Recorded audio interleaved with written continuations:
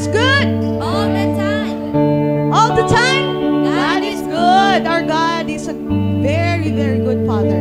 Amen? So, sa umagang ito, inaniyakan ko po ang lahat na tumayo. Hallelujah. At sa umagang ito, inanyayahan ko po lahat na yumuko at tayo ay manalangin po sa Panginoon. Ngayong umagang to, mga kapatid, ano pong ina-expect nyo from God? Maaari nyo po siyang kausapin, bibigyan ko po kayo ng ilang minuto para kausapin ang ating Ama, ang ating Abba Father today. Panginoon, ito po yung hiling namin, Panginoon. We are presenting to you everything, O God.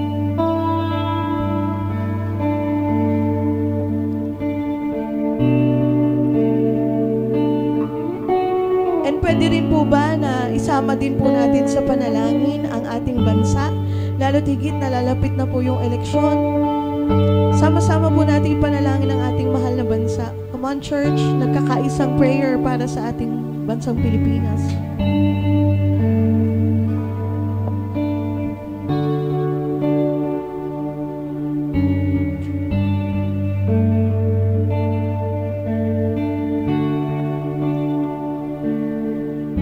Sunod naman po, ipanalangin natin ang ating mga kapatiran, lalo't yung may mga sakit. Igawad ng Panginoon ang kagalingan sa kanila.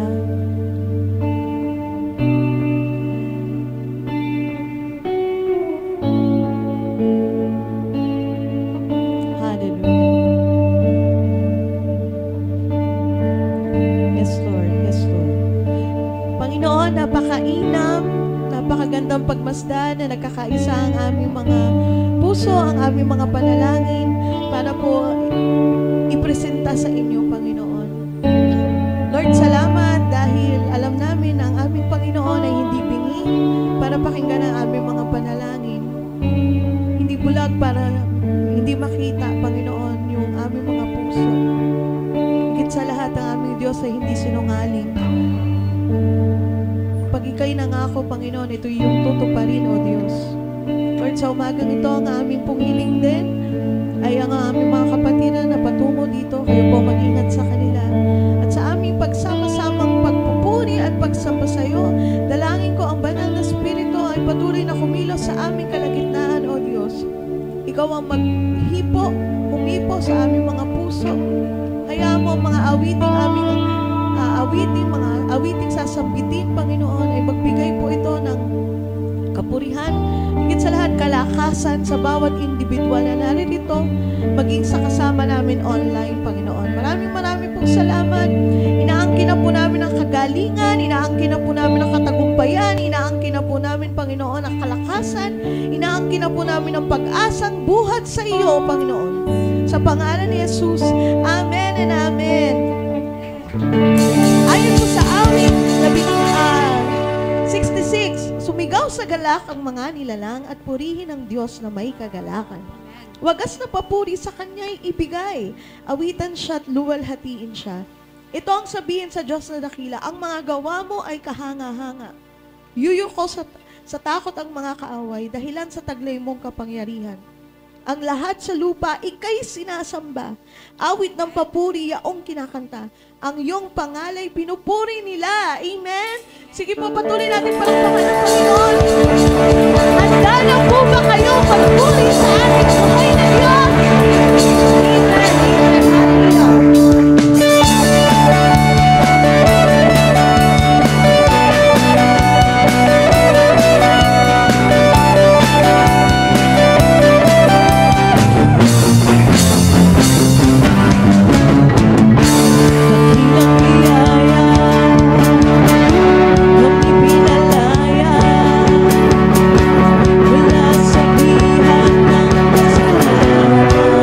Hallelujah.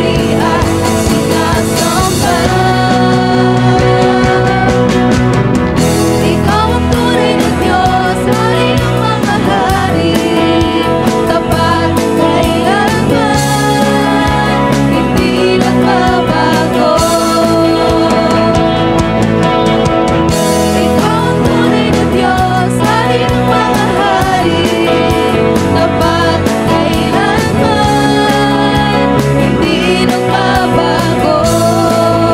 Si Yahweh ang ating Diyos.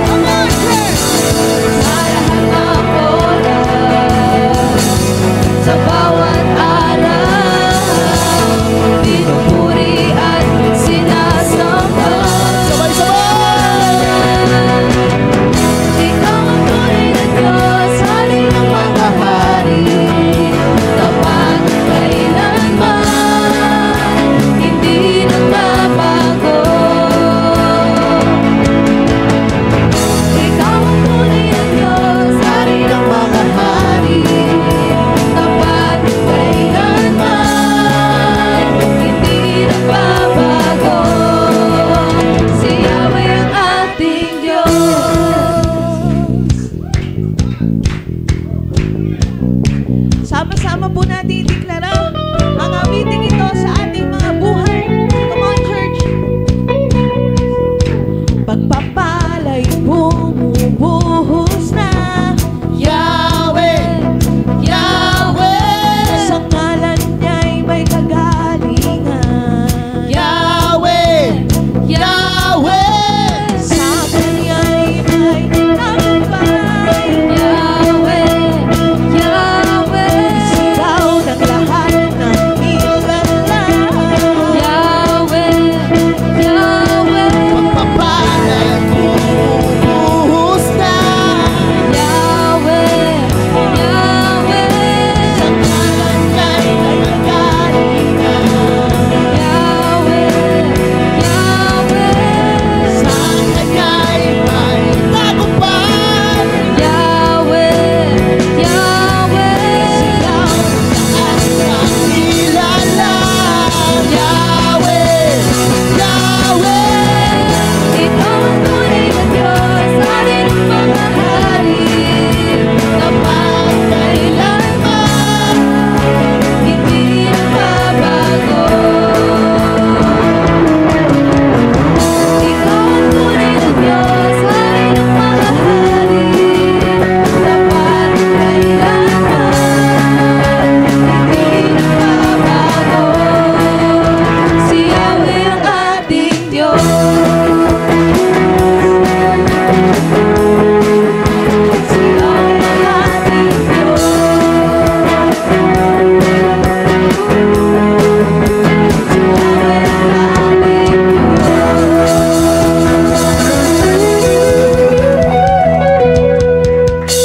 Napakabuti mo, Yahweh, sa aming mga buhay.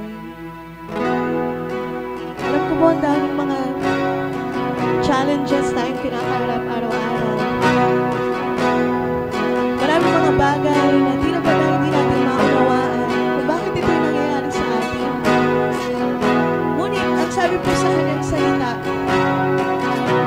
sa awit, 19:14, aking poprotektahan ang sino mang magtitiwala sa aking pangalan. Sino po dito nagtitiwala sa Panginoon? Amen. Atin pong i-practice ang ating pananampalataya sa umaga nito. Alam niyo po ba na habang tayo'y umaawit, habang tayo'y nananahan sa presensya ng Panginoon, maraming pwedeng mangyari. Everything changes sa ngalan ni Jesus sa presensya niya. Amen? Maaari yung mga pinapanalangin mo kahapon, kanina, maaaring sagutin ng Panginoon. Amen? Mga sakit na kaya niyang pagalingin sa pangalan ni Jesus.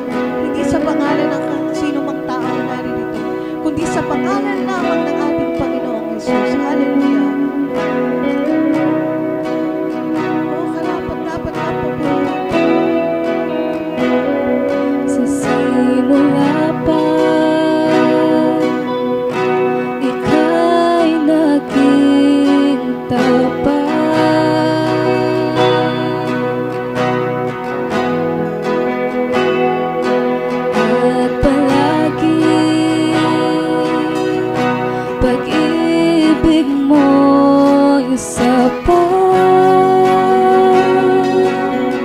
Nung ikaw ay dumating, lumiwanag ang dilim. Iyong puno ay iniwan upang ako'y matagpuan. Tinatanggap kita, tinatanggap kita. Sa pangalan mo may kaligtasan.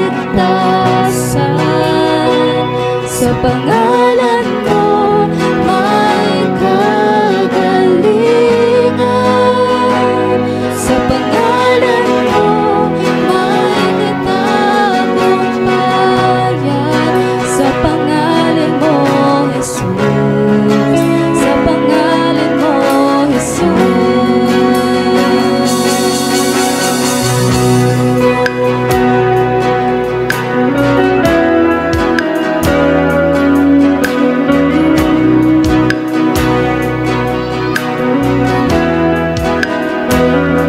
Sa simula pa,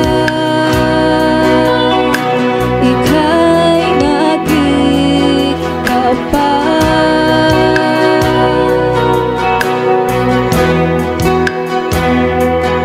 at palagi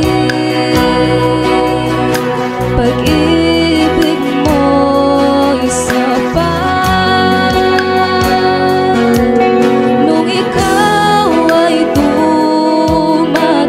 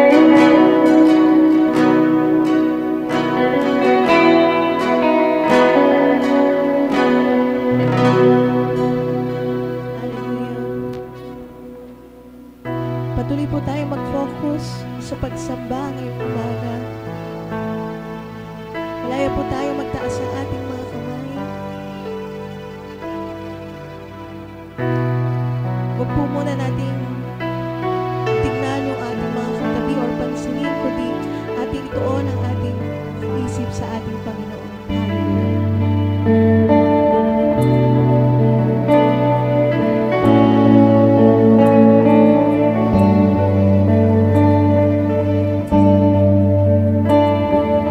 Hallelujah. Here I come to your throne, fall on my knees.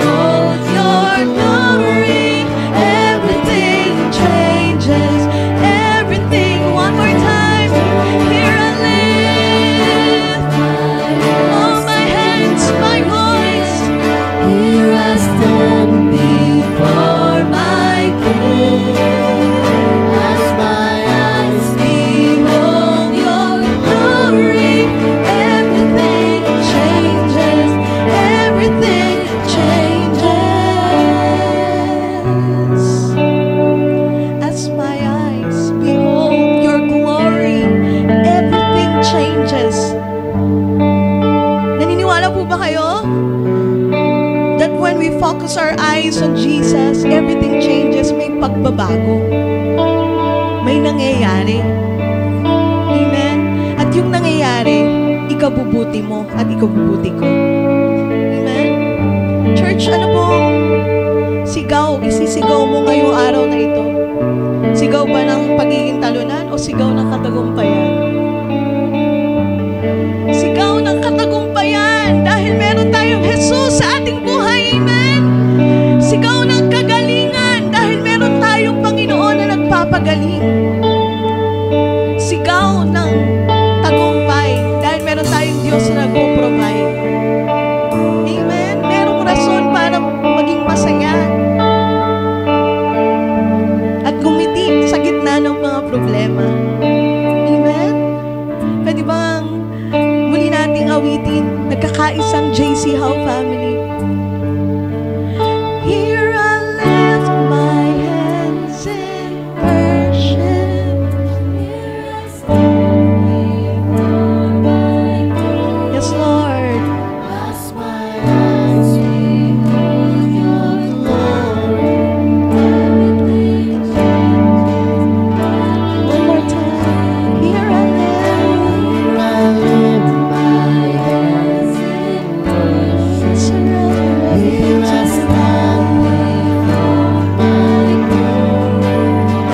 As my eyes behold your glory, everything changes. Everything changes. Lord, we believe that your favor is here. Lord, your glory is here. Your blessing is here. The healing, Panginoon, is here. Your anointing is here. And we love it, Panginoon. Gusto namin yung presensya mo.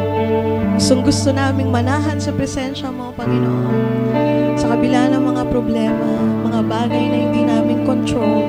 Salamat dahil ang iyong mga pangako sa iyong salita, buhat sa iyong salita, ay hindi nagbabago. Ikaw ang Diyos na hindi sinungaling. Kapag ika'y nangako, iyong tutuparin. Marami pong salamat sa aming pagiging matibay na sandigan. Purihin ka, sambahin ka, luwalhatiin ka, at dakilain ka. Aming Ama, sa pangalan ni Jesus, ang lahat ay magsabi ng Amen! Hallelujah! Makakaupo na po tayong lahat. Amen? Amen. At sa awitan pa lamang na yun talaga namang ramdam na po natin ang mayamang presensya ng ating Panginoon na siyang kumikilos sa atin. Amen? Amen. Yan. Dadako na po tayo sa ating pagbibigay. Isa po sa mga laging itinuturo sa atin at lagi din namang ipinapaalala po sa atin, yung matuto po tayong sumunod sa ating Panginoon. Tama po? Ayan. Kaya po dito po basahin ko po sa inyo yung John chapter 13, verse 13 to 17. Sabi po dito, isa sa mga turo ng Panginoon, tinatawag ninyo akong guro at Panginoon at tama kayo sapagkat ganoon nga ako. Kung ako ngang Panginoon at guro nyo ay naghugas ng inyong mga paa, dapat ninyong hugasan ng mga paa ng isa't isa. Sabi ng Lord sa 15, binigyan ko kayo ng halimbawa upang inyong tularan. Pakatandaan ninyo ang alipin ay hindi nakakahigit sa kanyang Panginoon, ni ang sinugo kaysa sa nagsugo sa kanya. Sabi po sa 17, ngayon alam na ninyo ito, pinagpala kayo kung ito'y gagawin ninyo. Dito po sa binasa kong ito, ang itinuturo po sa atin ng ating Panginoon, yung matuto po tayong magpakumbaba. Matuto po tayong alagaan ng isa't isa, hindi sa pagmamayabang, kundi sa pagpapakumbaba din po natin sa isa't isa. At kagaya po ng turong ito ng ating Panginoon, ganun din naman po pagdating po sa ating pagbibigay ng ating ikapo at handog sa ating Panginoon.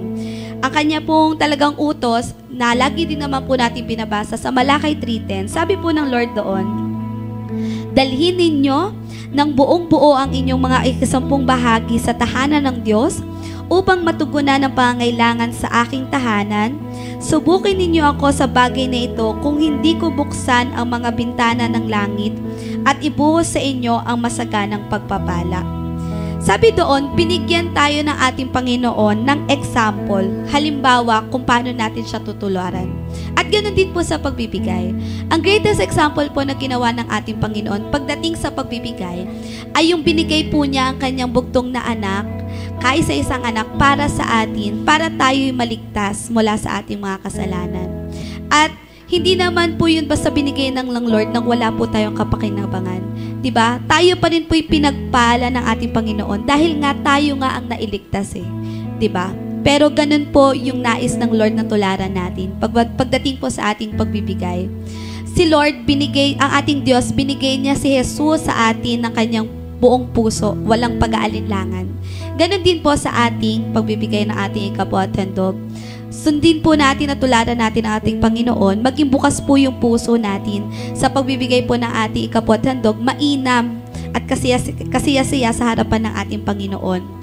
Sapagkat sabi din naman ng ating Panginoon, kapag tayo'y natuto sa mga bagay na ito, sabi niya ulit, balikan ko po, John 13:17, ngayon alam na ninyo ito, pinagpala kayo kung ito'y gagawin ninyo. So nakakasigurado po tayo na tayo naman ay pagpapalain ng Diyos, siksik, liglig at umaapaw, higit pa sa ating pangailangan. Amen po? Amen. Kaya po sa pagbibigay po natin na ito, nawa po ay, yun po, nakakasigurado po tayo yung ating mga puso po ay nakikita ng ating Panginoon at nakikita na rin po kaagad ng Panginoon kung ano yung ating mga pangailangan. So bago po tayo magbigay, tayo po ay manalangin. Aming Panginoon na siyang pinakamakapangyarihan sa lahat, kami po ay nagpupurit, nagpapasalamat sa iyong harapan. Salamat sa iyong kaluwalhatian, salamat sa iyong kadakilaan, salamat sa iyong pag-iingat sa buhay at hininga na iyong binigay sa amin sa umagang ito. Kaya kami ngayon ay narito at nakakapanambahan sa iyo. Lord, sa aming pagbibigay na aming ikabawat handog, dalangin po namin na ikaw po ang siyang magpala nito, Panginoon. Maging mabangong samyo ito sa iyong kaharian, Panginoon. Makapagbigay ng ngiti sa iyong mga labi, O Diyos. Hayaan mo, Lord God, anuman po yung amount na ibibigay ng bawat sa amin. Makita po mo po yung puso namin na naghahangad at nagnanais na ibigay ang bagay na ito sa iyo, Lord God. Ihandog ang bagay na ito sa iyo, Panginoon. At gayon din naman, sabi mo sa iyong salita, Lord God, kami iyong pagpapalain. Bubuksan mo ang durungawan ng iyong langit at ibubuhos mo ang iyong mayamang pagpapala sa amin na iyong mga anak, Lord God.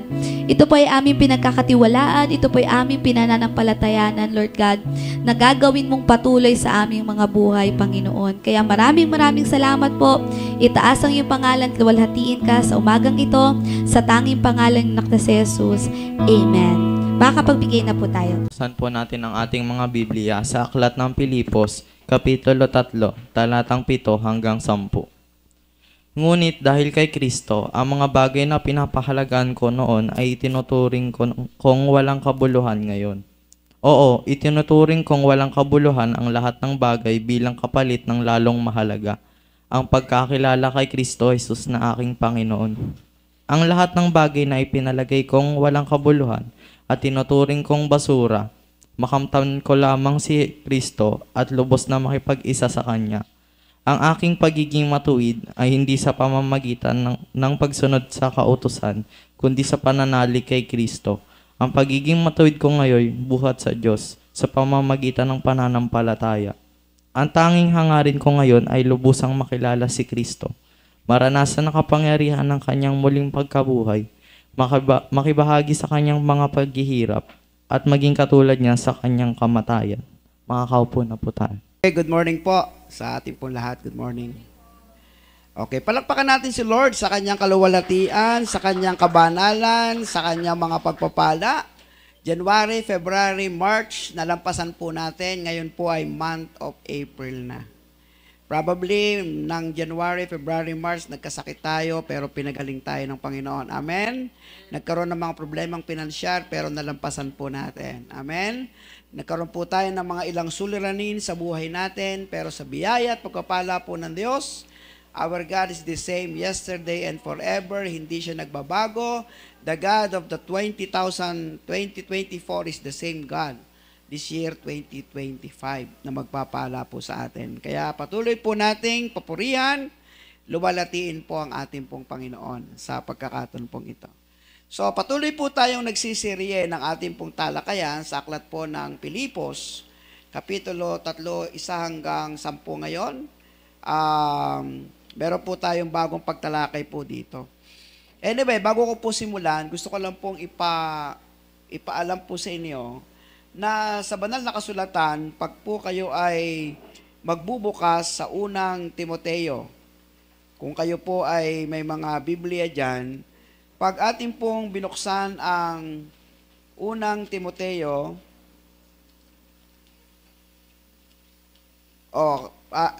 pangalawang Timoteo, Kapitulo 3, talatang 1 hanggang sa mga sumusunod. Ganito po ang sinasabi. Pakinggan niyo pong mabuti. Dapat mong malaman na sa mga huling araw, no? So marami po ang nagpapalagay na ito pong panahon nating ito ay bahagi na po ng huling araw. Darating ang panahon ng kaguluhan. Sapagkat ang mga tao ay magiging maibigin sa sarili, maibigin sa salapi, palalo, mapagmataas, mapagsamantala, suwail sa magulang, walang utang na loob at lapastangan sa Diyos. So ito po ay mangyayari, sabi nila, sa huling araw. Ayon po dito. Ngayon, dahil po sa ating pong naoobserbahan, mukhang bahagi na po tayo sa huling araw. Sila'y magiging walang pagmamahal sa kapwa, walang habag, mapanirang puri, walang pagpipigil sa sarili, marahas at walang pagpapahalaga sa mabuti. Sila'y magiging mga taksil, padalos-dalos, mayayabang, maibigin sa kalayawan, sa halip na maibigin sa Diyos. Okay po? Ngayon, sa 10 na nakalatag na mga suliranin po ng bansa at naoobserbahan po natin, meron pong 3 nangingibabaw.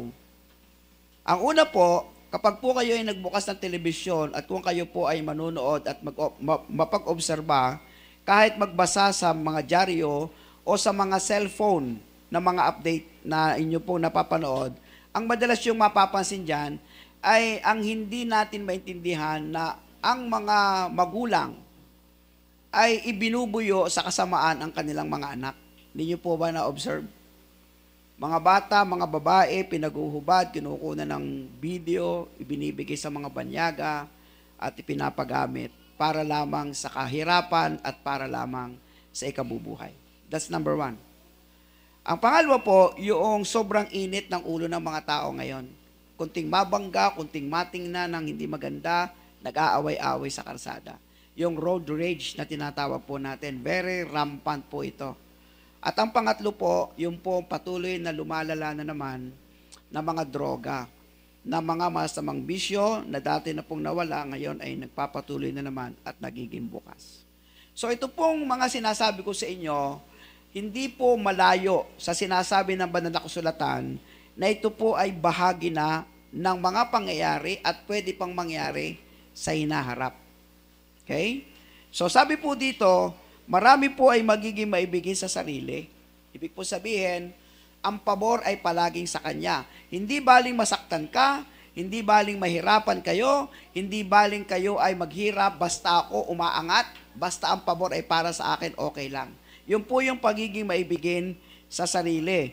Marami po ay hindi na makikinig at marami po ay gumagawa na ng mga pagtatalo-talo at walang kabuluhan na kanila pong mga ginagawa. So yan po yung mga katotohanan nangyayari po sa ating panahon.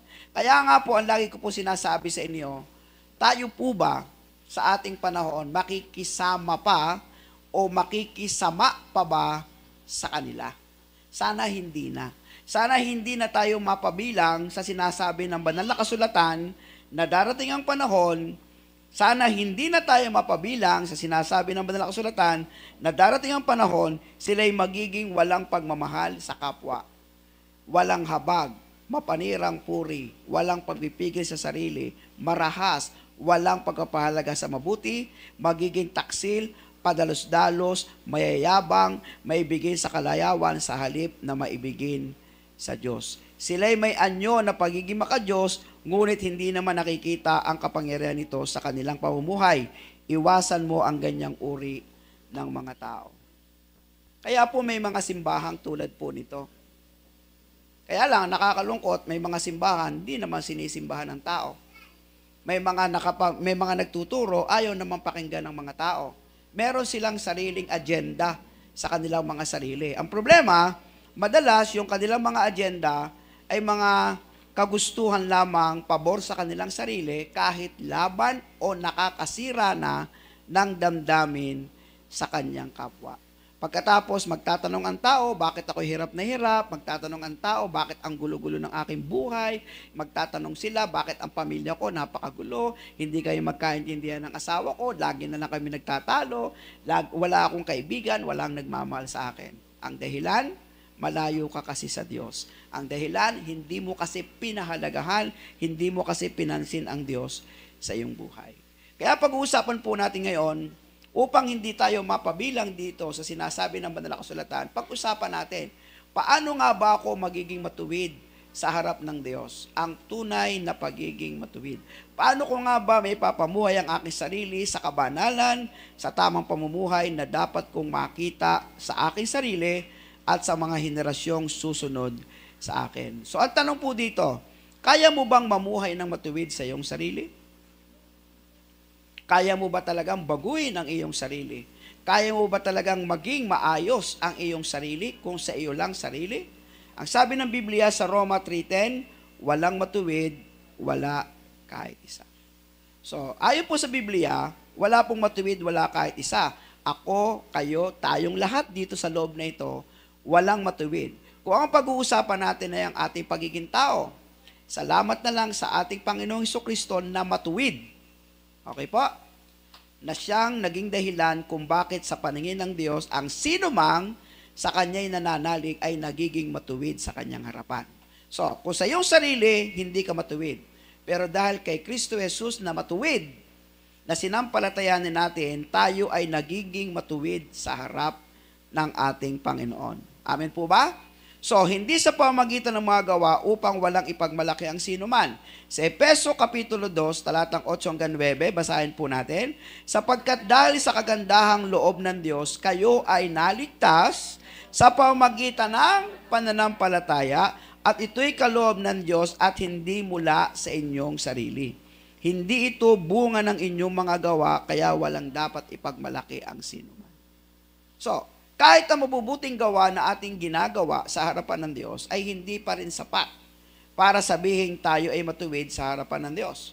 Ni hindi nga tayo naging sapat, lahat ng ginagawa nating mabubuti na tila may kabanalan ay hindi nga naging sapat para tayo magtamo ng kaligtasan, kundi ayon lamang sa kagandahan ng Diyos sa pamamagitan ng pananampalataya, kaya tayo po ay naligtas. Malapit na po ang Kwaresma, ang mahal na araw tinatawag po natin. Ito na naman yung araw na kung saan ipapakita na naman sa buong mundo kung ano na naman ang ginawa ng Panginoong Hesus sa buhay natin.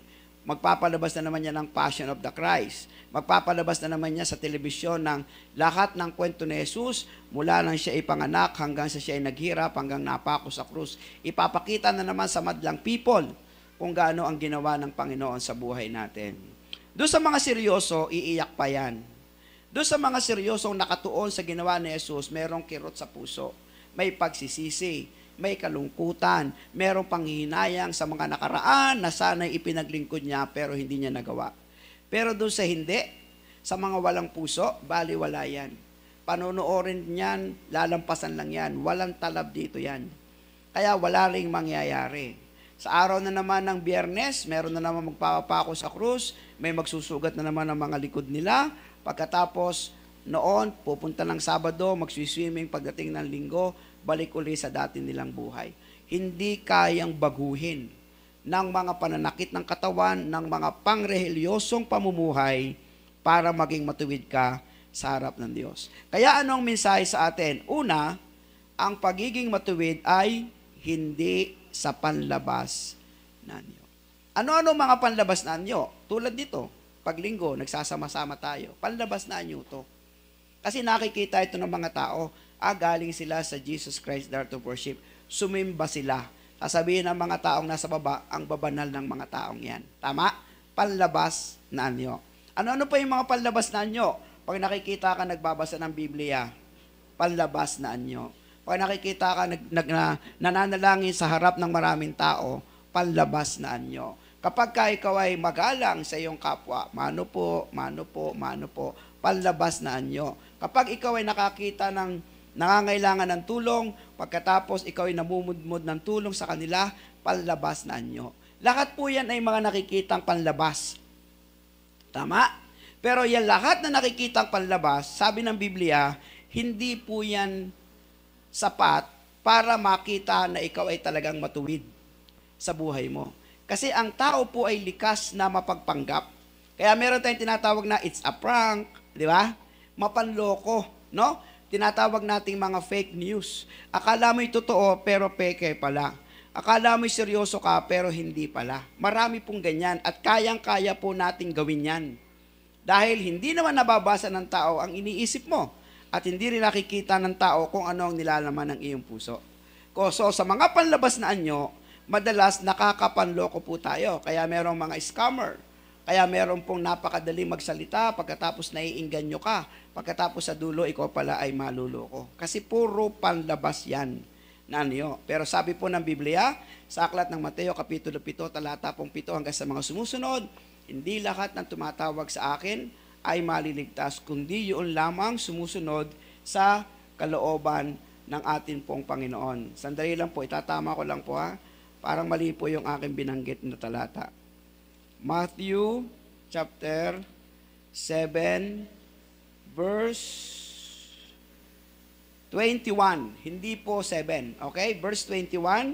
Matthew 7:21, hindi lahat ng tumatawag sa akin, Panginoon, Panginoon, ay papasok sa kaharian ng langit, kundi mga taong sumusunod sa kalooban ng aking amang nasa langit. Pansinin po ninyo, sa araw ng pag-uukom, marami ang magsasabi sa akin, Panginoon, hindi po ba't sa iyong pangalan ay nangaral kami, nagpalayas ng mga demonyo, gumawa ng mga himala, ngunit sasabihin ko sa kanila, hindi ko kayo kilala, lumayo kayo sa akin, kayong gumagawa ng kasamaan. So, ibig sabihin, ipapakita ng tao na ang bawat isa sa atin, kung ano yung magagandang nagawa natin sa Panginoon.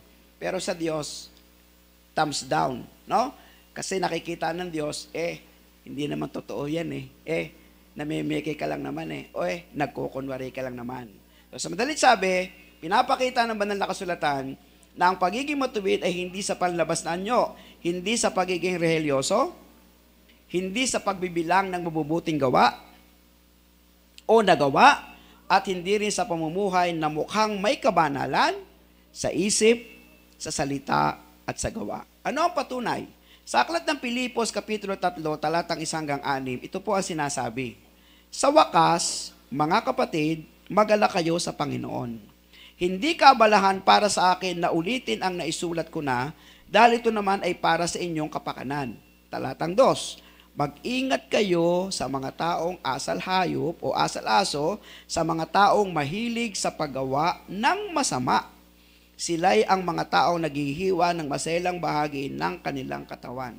Noong pong panahon ng lumang tipan, ang isa pong tanda na ikaw po ay may kabanalan at ikaw po ay matuwid o ikaw ay tinatawag na banal o malinis ka sa harapan ng Diyos ay yung covenant nila, kumbaga sa lalaki po ay circumcision. Sa Tagalog po ay pagtutuli. Opo, pagka po ikaw ay na-circumcise bilang Hudyo, ikaw ay the chosen one. Meron kang pride sa iyong sarili at meron ka ng karapatan na tingnan ang iyong sarili na higit na malinis kaysa sa iyo. Kasi ako ay sumunod sa covenant, ikaw ay hindi. Yan po yung panahon na yon. Nang dumating po ang Panginoong Jesucristo, nagbago po ang pananaw. No? Kasi nakita po ng ating Diyos, nakita ng ating Panginoong Jesucristo na yung mga panlabas na anyo ay nagiging pagmamalaki ng tao. Binibilang nila isa-isa kung ano magagandang nagawa nila. Binibilang nila isa-isa na ikaw ay nakakahigit kaysa sa iba. At pagkatapos doon nila ibinabatay yung pagdating ng araw, pagharap nila sa Diyos, bibilangin ng Diyos ang lahat ng kanilang ginawa. Magkaiba po yung ginawa kaysa doon sa kung paano niya ginawa. Okay po? Marami kang ginawa, pero ang tanong, paano mo ginawa? Marami kang naitulong, ang tanong, paano ka tumulong? Marami kang araw, wala kang absent paglinggo, ang tanong, paano mo ginawa at ano ang nasa puso mo sa mga panahong sumisimba ka? Marami kang ginawa na pagsamba, pero paano ka sumamba? Marami kang ginawa pagbabasa ng Biblia, pero ano ang nasa puso mo habang binabasa mo ang Biblia? So sa madalit sabi, sa pananaw po ng Diyos, hindi sa dami, kundi kung paano mo ginawa ang mga bagay na sinasabi mong madami kang ginawa na tama sa isip, sa salita, at sa gawa. O, talatang 3. Tayo at hindi sila ang tumanggap na tunay na pagtutuli, tayong mga, sumasamba sa Diyos sa pamamagitan ng Kanyang Espiritu. Ang ipinagmamalaki natin ay ang ating buhay, kanino? Kay Kristo Jesus, at hindi tayo umaasa, sa mga pisikal na bagay. Wala po itong pagsimbang ito kung wala po kayong Panginoong Jesus sa buhay nyo. Nagkakaunawan po tayo? Baliwala po lahat ng ating pagbibigay kanina kung hindi po tayo nagmahal sa ating Panginoon. Okay? Nagmamahal tayo sa Diyos, umiibig tayo sa Kanya, kaya natin nagagawa ang pangmakabanalang gawain tulad ng pagsamba na sama-sama pag-araw ng linggo. Itinutulak tayo, hindi para maging mabuti at matuwid. Itinutulak tayo dahil tayo po ay pinapaging matuwid na ng Diyos kay Kristo Jesus sa pamagitan ng ating pananampalataya, kaya tayo po ay nagkakasama-samang tulad nito. Talatang 4, ang totoo, ako'y may sapat na dahilan upang panghawakan ang mga pisikal na bagay. Sabi na Apostol Pablo, kung iniisip ni naman na siya may katuwirang umasa sa ganitong mga bagay, ano sabi niya? Lalo na ako. Ako'y tinuli sa 8 araw mula nang ako'y isilang. Pareho lang naman tayo. Ako'y isang tunay na Israelita, buhat sa angkan ni Benjamin at totoong Hebreyo. Pareho lang tayo. Sinarkomsais ka, ako din. Hebreyo ka, ako din. Nasa lipi ako ni Benjamin. Kung pagsunod naman sa kautusan ang pag-uusapan, ako'y isang Pariseo. Nakakahigit na ako sa iyo ngayon. Kasi marami sa inyo hindi Pariseo. Ako Pariseo. Ako ang gumagawa ng kautusan. At ako ang nagpapatupad ng kautusan. Di ba? Nakakalamang na ako kung tutusin. Kung sa pagiging masugid sa kautusan, inusig ko pa nga ang iglesia Okay? Inusig ko pa nga yung mga ayaw sa Panginoong Hesukristo. Yung mga sumusunod sa Panginoong Hesukristo. Lahat ng ayaw sa atin, lahat yan, pinahuli ko. Lahat yan, inusig ko. Kung sa pagiging matuwid naman, ayon sa kautusan, walang may susumbat sa akin. Ibig sabihin, kung magbibilangan tayo ng nagawang mabuti, talo ko kayo. Kung ang ating pag-uusapan ay pagtingin ng mabuti sa harapan ng Diyos, talo ko kayo. Pastor ako member kayo Nawa po ninyo? Sa pagkatawag ng Diyos, mas mataas ako. Kasi pastor ako Kayo naman, hindi naman tinawag Kung sa paglilingkod, nakakalamang ako Kasi nga, pastor ako. Ang dami ko nagagawa sa Panginoon. Kayo, nakaupo lang dyan Kung yun ang titingnan at pamantayan ng Diyos. Pero hindi po yun Hindi po yun ang pamantayan. Si pastor, na lagi nyo nakikitang nasa pulpito, kung hindi naman ako nag-aaral, alam nyo ba yan? Kung hindi naman talaga ako nagpe-pray, alam nyo ba yan? Kung hindi naman talaga ako sumasamba sa Panginoon na tunay, alam nyo ba yan? Hindi nyo makikita yon. Kasi nga, pastor ako Tama po ba? Ang inyong pananaw sa akin, sobrang matuwid, sobrang banal, kasi pastor siya. Pero iba sa paningin ng Diyos pagdating ng hatulan. Pagdating sa hatulan, magugulat na lang kayo, napakaraming nagpapanggap na matuwid ang iiyak sa harapan ng Diyos. At sasabihin ng Panginoon, hindi kita nakikilala kasi hindi mo naman ginawa ang kalooban ko. Kundi ang kagustuhan mo lang sa panlabas na iyong kakayahan.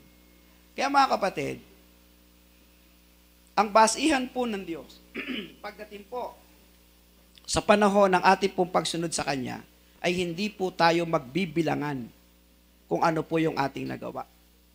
Okay? Ang sukatan po ng Diyos ay kung paano po natin ginagawa ang lahat ng paglilingkod na gusto nating gawin para sa Kanya. Maliwanag po ba? Amen po ba? Ang pangalawa, ang pagiging matuwid ay ang pagtatakwil ng mahalaga sa iyo. Ito po ang dahilan kung bakit tayo po ay napipigil na magawa ang para sa Diyos. Kasi marami po tayong mga bagay na pasan-pasan natin na ayaw nating bitawan para mauna lang ang Diyos sa buhay po natin. Halimbawa, katanyagan, kapangyarihan, mga kayamanan. Yan po ang nagiging hadlang kung bakit hindi po makasunod ang tao ng tuwiran sa Diyos. Kasi maraming mga bagahe sa buhay niya ang hindi niya maibaba para unahin niya ang Panginoon sa kanyang buhay. Kasi ang tao lagi nag-iisip paano siya mabubuhay, paano siya kakain, paano matutugunan yung pangangailangan ng bawat isa po sa kanya-kanyang pamilya. Tama po yun. Pero kung maiintindihan po natin, ang Diyos na nagbabantay sa iyo mula Lunes hanggang Sabado, pasalamatan mo naman pag-araw ng linggo. Dahil yan din naman ang Diyos na bumubuhay sa iyong pamilya mula Lunes hanggang Sabado. Pag linggo, ibigay mo naman ang oras para sa Panginoon. Nasa katanyagan ka na sa loob ng isang linggo. Nasa may kapangyarihan ka na sa loob ng isang linggo. Naroon na lahat ang kayamanan mo sa loob ng isang linggo. Ano ba naman yung isang araw para pasalamatan mo ang Diyos na nagbigay sa iyo ng katanyagan, kapangyarihan at kayamanan. Amin ba yon? Yan ang hindi po naintindihan ng maraming tao. Hindi po naintindihan. Ang nakikita lang po nila, pagdating sa Diyos, ay doon sa mga sitwasyong gipit na sila. Tinan po ninyo ang bansang mayaman na hindi nagpahalaga sa Diyos. O di ba nagkaroon ng wildfire? California ba yan? LA? South Korea? Pagkatapos, meron pong mga ilang dinaanan pa ng iba't ibang mga trahedya tulad ng lindol sa Myanmar, sa Thailand. Mga bansang hindi po ganun kakongkreto ang pananaw patungkol sa Diyos. Pero ano po ang nangyari kinabukasan pag-flash ng TV, pagbasa natin sa Facebook, di ba? May nangangaral tungkol kay Jesus. Lahat ng taong hindi naniniwala kay Jesus nagluluhuran sa kanyang harapan. Di po ba? Bakit kinakailangang mangyari pa ito sa kanila bago mangyari ang pagkatuto na ang katanyagan, kapangyarihan at kayamanan ay hindi ito dapat maging hadlang sa pagsunod natin sa ating Panginoon. Kaya hindi ka magiging matuwid sa harapan ng Diyos kapag ang pangsarili mo ay palagi mo nalang inuuna. Kinakailangang matuto kang magpahalaga sa ginagawa ng Panginoon sa buhay mo araw-araw. Hindi pa po ba tayo nag-iisip na ang buhay natin ay galing sa Diyos? Nag-iisip ba tayo na ang ating mga paningin, pandinig, pangamoy, panglasa, at paglaki ng ating mga anak at pag-iingat araw-araw ay galing sa Diyos? Mahirap po bang intindihin sa puso natin na ang araw na para sa Diyos ay para sa Diyos? Huwag mo nang pakialaman yung para sa Diyos. Ibigay mo na ito para sa Kanya. Kaya sabi po dito, ang pagiging matuwid ay ang pagtatakwil ng mahahalaga sa iyo. Ano po ang patunay? Si Apostol Pablo sa Iglesia Pilipos, Kapitulo 3, talatang 7 hanggang 9, ano po ang sinasabi? Ngunit dahil kay Kristo, ang mga bagay na pinahahalagahan ko noon ay itinuturing ko ng walang kabuluhan ngayon. Noon yun. Pero nung makilala ko si Kristo, meron ng mas mahalaga sa akin. Oo, itinuturing kong walang kabuluhan ang lahat ng bagay bilang kapalit ng lalong mahalaga ang pagkakilala kay Kristo Jesus na aking Panginoon. Ngayon ko napagtanto na ang lahat pala ng kayamanang ito ay galing nga pala sa Diyos. Ngayon ko napagtanto na ang aking buhay nga pala ay galing sa Diyos. Ngayon ko napagtanto na ang lahat ng pag-iingat ng Diyos, pagpasok ko sa trabaho, pag-uwi ko sa bahay, ay galing sa Diyos.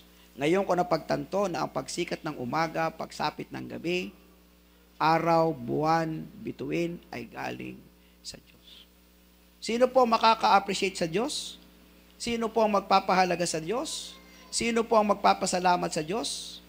Mga taong may pananampalataya at pagkilala kay Yesu Kristo. Sabi po dito, ang pagkakilala kay Kristo Jesus na aking Panginoon, ang lahat ng bagay ay ipinalagay kong walang kabuluhan at itinuring kong basura, makamtan lamang si Kristo. Tingnan nyo kung gaano ka-precious. Kung gaano ka-precious ang kaligtasan. Kung gaano ka-precious ang buhay na walang hanggan. Kung gaano ka-precious ang makilala ko si Kristo. Nung makilala ni Apostol Pablo si Kristo, hindi na niya pinakawalan si Kristo sa buhay niya. Ngayong nakilala niyo na ang Panginoong Hesus sa buhay ninyo, pakakawalan niyo pa ba ang kaligtasan? Ang buhay na walang hanggan, ang Panginoong Hesus na nasa Kanya na ang lahat ng bagay, na tuwing tayo magkakasakit, ang Kanyang kagalingan ang Siya magpapagaling. Na tuwing tayo manghihina, ang Kanyang kalakasan ang Siya magpapalakas. Na tuwing tayo ay tila nawawalan ng pag-asa, Siya pa rin ang ating pag-asa. Meron ako nabasa sa isang babasahin. Isang pastor, ang anak ay namatay. Araw ng linggo. Ewan ko kung nabasa niyo yun, namatay, araw ng linggo. Ang ginawa nung mag-asawa, tinuloy pa rin yung araw ng pagsamba. Tinuloy pa rin. Iniwan yung anak na patay na, pagkatapos ang mag-asawa, nagtuloy pa rin sa pananambahaang tulad nito. Nang matapos ang sermon, nang matapos ang awitan, saka humagulhol ang pastor. At ang sabi, mga kapatid, ang anak po namin ay iniwan namin sa bahay, patay na po siya.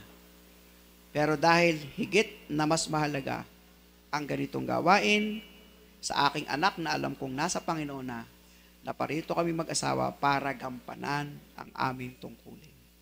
Nag-iyakan ng mga membro, nalungkot sila lahat sa kwento. Hindi halata sa pastor na meron siyang dinadalang problema. Tumakbo sila sa bahay at dinamayan ang pastor at ang asawa. Pero pagdating nila doon, ang bata ay buhay, naglalaro, at sumalubong sa kanyang mga magulang. Kita nyo? Akala nyo lang mahirap na magtiwala sa Diyos. Pero sa maraming pagkakataon, pag nagtiwala ka sa Diyos, inuna mo ang Panginoon, hindi ka bibiguin ng ating Diyos. Di po ba? Tinan nyo yun? Sa amin mang naging katayuan, sabi ko nga sa inyo nung linggo, pwede na naming maging dahilan ang hindi magsimba lahat, buong pamilya. Ang itigil ang gawain dito sapagkat wala na ang aking biyanan. Nagluluksa ang aking may bahay, kaming lahat. Pero nasang kami nung linggo? Di ba narito kaming lahat? Pinagpatuloy namin ang gawain ng Panginoon. Pagkatapos, saka namin pinuntahan ang isang okasyon na medyo may kalungkutan.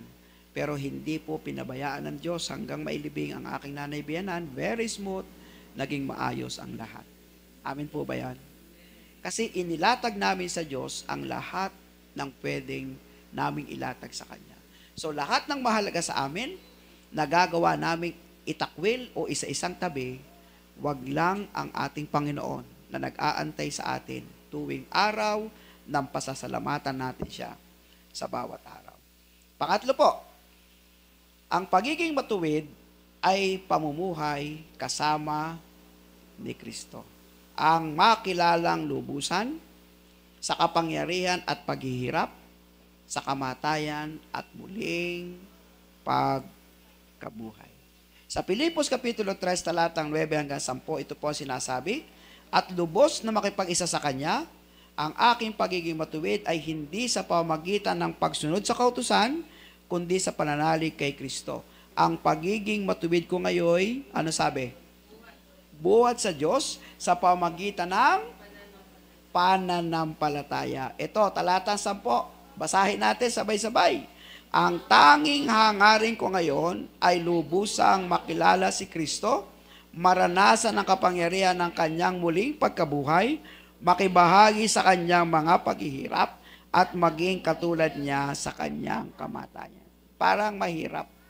Parang sa inyong pananaw, ang hirap-hirap sundan ng Panginoong Hesus. Kasi lahat bawal. Lahat nalilimitahan. Lahat parang hindi dapat gawin, lalo pat ito ay pang kabuhayan. Hindi nyo ba alam ang alok ng mundong ito? Lahat ginagawang simple. Hindi lang simple, lahat ginagawang fast track. Di ba? Gumagawa sila ng mga pautangan. Yung utang ni Juan. Tama ba yan? Ano ba yan? Mga lending sa Facebook. Pagkatapos mukhang mabilis magkapera, pagkatapos kukunti lang ang porsyento. O di ba natutukso ang madami diyan? Hindi ko alam kung kayo ay natukso na sa mga ganyang mga bagay. Sa unang tingin, ang tukso maganda at maimpluwensya, kaakit-akit at mukhang magpapagaan ng tugon sa kahirapan. Pero ibabaon at ibabaon po kayo diyan sa kahirapan yan. Ang sugal po ay hindi rin po napapahintulutan at hindi rin po hinihimok. Sapagkat ang sugal, idadama ka sa umpisa, patatamain ka, pag malaki na ang pera mo, hihimukin ka, bigla na lang mawawala. Ang scammer po ay ganun din. Kukunan ka ng pera, mukhang tutubo ng mano, pagka malaki na, bibiglain ka, bigla na lang mawawala. Diyan po nadadali ang marami pong mga tao. Lalo pat hindi po sila nagiging mapagtiwala sa kakayahan ng Diyos na pwedeng makagawa sa kanya pong buhay. Di po ba? Kaya po ang mga sugal, hindi po natin napapahintulutan. Kung kayo man po ay gumagawa noon, ihinto nyo na po. Kasi nagpapahirap lang po tayo sa marami pong tao. Sipin po ninyo, tumaya ka sa loto, pagkatapos ikaw lang ang tumama, milyon-milyon. Tuwang-tuwa ka, nagpapagawa ka ng bahay, samantalang napakaraming tao na nakipagsapalaran na ang lahat ng perang yan na nagpahirap sa kanila ay nasa sayo. Di po ba? Yung po ang dahilan kung bakit hindi po tayo nakikiisa sa mga ganyang mga bagay. Bagamat para nakakatukso, tumaya ka lang ng numero para pag tumama ka, jackpot ka. Sa'yo, oo. Pero sa maraming tao, ang dami mong napahirapan sa pagkakataong ito. At alam po ninyo, napakarami po naghihiwalay na mag-asawa. Napakarami pong broken family. Dahil po sa mga ganyang, sa tingin nila ay tama, sa tingin nila ay makabubuti, sa tingin nila ay makapagbibigay ng kaayusan, pero sa dulo, ito pala ay magdudulot sa kanila ng kapahamakan. Di po ba? Lalo yung nauuso ngayong mga scatter. Scatter ba ang tawag doon? Kaya dito, tatama, ganyan, hanggang sa maubos ng iyong mga kapirahan. Para ding bisyo, na unti-unti kang matututong magnakaw, pumatay, mag-away ang mag-asawa, makamtan mo lang ang isang bagay na para sa iyong ikabubuti sa tingin mo, pero ikasasama. Kaya tayo pong mga mananampalataya, sinisika po natin na sa ating pang-araw-araw na pamumuhay, makasama natin si Kristo sa araw-araw. Kasi pag hindi po natin isasama ang Diyos sa araw-araw, masisira po talaga ang buhay natin. Sa dami po ng mga tukso sa paligid dahil sa kahirapan, matutukso po talaga tayo dyan. Ngayon, lumaban tayo ng patas. Ilaban natin ang mga hanap buhay natin ng patas. Tiyaga, pero patas. Kasama ang Panginoon sa buhay natin. Alam po ninyo, uunlad po ang buhay ninyo. Pero huwag kayong lumaban ng patas. Gawin niyong mabilis ang lahat ng panahon at pagkakataon. Sa isang buhay na akala nyo ay matuwid. Pero hindi naman pala, ikababagsak po yan ng inyong pamumuhay. Kaya sabi po dito, ang pinakamabisang pagiging matuwid ay ang pamumuhay kasama ang ating Panginoong Hesukristo. Nasa anumang paraan siya ay sinubok at tinukso, pero hindi siya nagkasala. Nasa anumang paraan, hindi natin kinakitaan ng kasalanan sa isip, sa salita, at sa gawa. Nasa anumang paraan, hindi kailanman tayo binigo, kundi binigyan tayo ng pag-asa, hindi lamang sa buhay na ito, kundi sa kabilang buhay. Kaya walang ibang pangalan, walang ibang natatanging pangalan na hindi natin pwedeng tawagan maliban sa ating Panginoong Hesukristo na siyang magbibigay sa atin ng tunay na buhay. No? Taon-taon po, nagkakaroon ng Kwaresma. Sa atin naman, minsan sa isang buwan, inaalala po natin ang banal na hapunan. Tayo po tumayong lahat. Tutulungan po tayo ng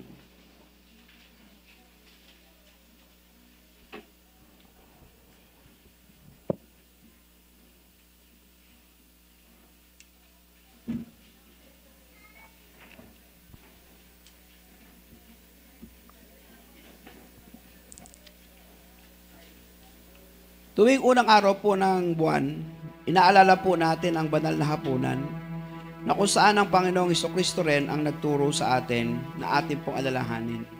Habang ipinamimigay po ito, babasa po ako ng mga ilang talata na magpapaalala sa atin kung gaano po kahalaga ang ginawa ng Panginoon sa ating pong mga buhay.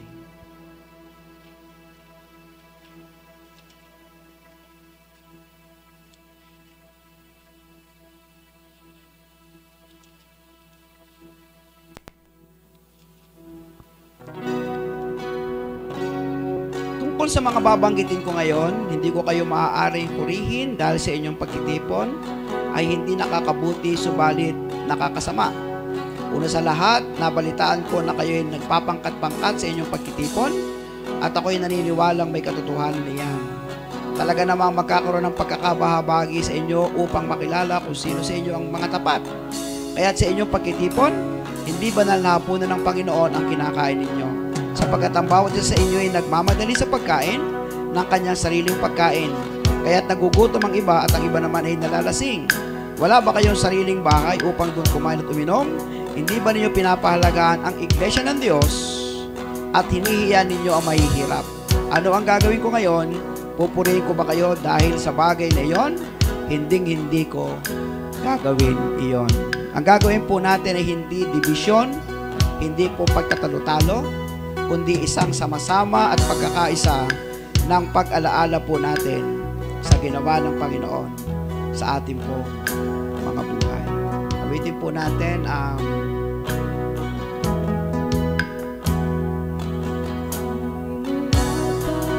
Amen.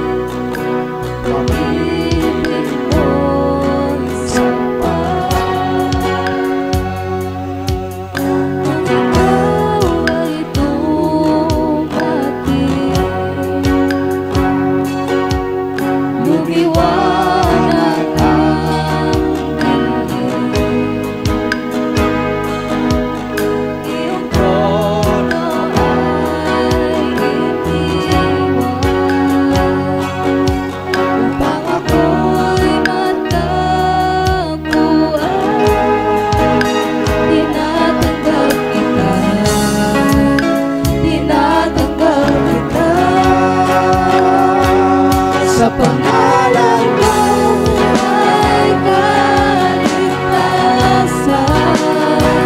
Sa pangalan mo ay kagalingan. Sa pangalan mo ay katagumpayan. Sa pangalan mo, Jesus. Sa pangalan mo, Jesus. Isan pa sa pangalan mo. Ay kaligtasan. Sa pangalan mo ay kagalingan. Sa pangalan mo ay katagumpayan. Sa pangalan mo, Jesus. Sa pangalan mo, Jesus. Sapagkat ito ang turo na tinanggap ko mula sa Panginoon at ibinigay ko naman sa inyo.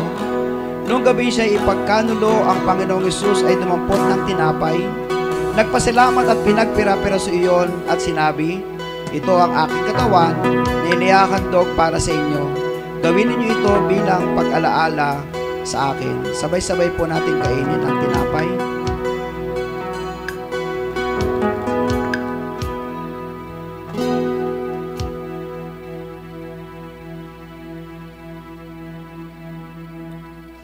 Matapos maghapunan, dumampot din siya ng kopa at sinabi, ang kopang ito ang bagong tipan na pinagtitibay ng aking dugo. Tuwing iinumin ninyo ito, gawin ninyo ito bilang pag-alaala sa akin. Sabay-sabay po nating inumin. Sa pagkatuwing kakain kayo ng tinapay na ito at iinom sa kopang ito, ipinapahayag ninyo ang kamatayan ng Panginoon hanggang sa kanyang muling pagparito. Kaya sino man kumakain ng tinapay at umiinom sa kopa ng Panginoon, sa paraang di nararapat ay nagkakasala sa katawan at dugo ng Panginoon. Kaya dapat siyasatin ng tao ang kanyang sarili bago siya kumain ng tinapay at uminom ng kopa. Tayo po'y manalangin. Aming Diyos, aming pong Panginoon, nagpapasalamat po kami sa kapahintulutan na maging malaya sa pagsamba, pananalangin, walang anumang hadlang pagdating po sa pagsunod sa iyo, aming Panginoon. Salamat sa bansang Pilipinas na kumikilala sa iyo, Panginoong Hesus. Hindi naging mahirap sa amin na gawin ang mga bagay-bagay na ipinag-uutos po niyo sa amin. Dalangin lang po namin, aming Panginoon, na nawa sa amin pong pang-araw-araw na pamumuhay, makagawa kami ng tama, hindi po sa mga panlabas na kaugalian o mga pagbibilang ng mga nagawa namin, kundi sa kaparaanan ng pananampalataya at tamang pagsunod sa iyo upang magawa namin, hindi ang kalooban namin, kundi ang kalooban niyo. Sa aming kalagitnaan, maaaring may mga sakit. Sa pangalan mo, nasa iyo ang kagalingan. Sa aming kalagitnaan, maaaring meron pang hindi nakaugnay ng personal sa iyo. Sa pangalan mo, ang kaligtasan. At maaaring sa aming pong kalagitnaan, meron pong may mga problema at may mga suliranin na tila nawawala ng pag-asa. Sa pangalan mo, nasa iyo ang katagumpayan. Ang aming pong pag-asa sa Pilipinas, sa darating pong eleksyon, at sa kung ano man ang kaguluhang nagaganap, sa iba't ibang mga kasalanan na naganap sa bawat araw.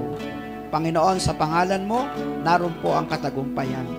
Ang pag-iingat sa amin araw-araw, pagkain namin araw-araw, gabay namin araw-araw, katalinuhan ng aming mga anak, pagpasok po sa kanilang eskwela, makakatapos po sila. Mga negosyo po ng bawat isa, ipauunlarin po ninyo. Mga may trabaho na, ipopromote po ninyo, ire-regular po ninyo, aming Panginoon. Pag nakikita po ninyo na kami lumalakad ng tama, lumalakad ng matuwid, lumalakad ng may ayon sa iyong kabanal at kalooban, naniniwala po kami, susunod ang pagpapala, susunod ang biyaya, susunod ang rumaragasang pagpapala na nagmumula sa aming Diyos Ama, na nakakakita ng mabuti at nakakakita kung ano ang makapagbibigay ng tagumpay sa kanyang mga anak na minamahal. Salamat po aming Panginoon sa lahat ng mananamba na ngayon ay nakasama namin. Salamat po sa kanilang mga sakripisyo, iniwan nila ang kanilang mga bahay, iniwan nila ang kanyang mga trabaho sa bahay, at nagsama-sama po kami dito sa mga oras na kung saan kami po ay sama-samang sumasamba at nagbibigay ng kaluwalhatian sa iyong pangalan. At sa Diyos na napakabuti sa lahat, napakamapagmahal, hindi kayang tawaran ang pag-ibig na gayon na lamang. Sa iyo, Panginoong Hesus, na sa pangalan mo, naroon ang kaligtasan, naroon ang katagumpayan, naroon, Panginoon, ang kagalingan, sa banal na Espiritong siyang tinataglay namin, tatakot katibayan ng aming kaligtasan. Ang siya ang patuloy na magtaguyod sa amin mula ngayon at magpakailanman. Amen, amen, and amen.